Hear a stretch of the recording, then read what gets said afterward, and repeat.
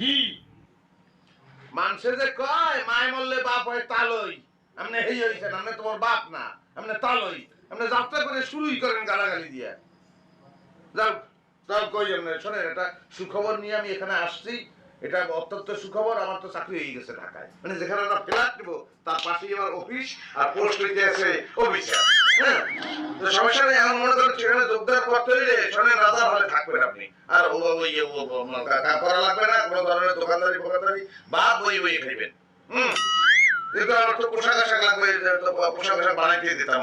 তুমি যেই লেভেলের বাহুত্রে আলাদা, তোমার পোশাক দরকার নাই, যা আছে খাও টুপি এলাম। তোমার কোনো পোশাক না, তুমি এমনি চলবা, একলা এসো যাবা একলা, কথা শেষ করা না বুঝ পাবা।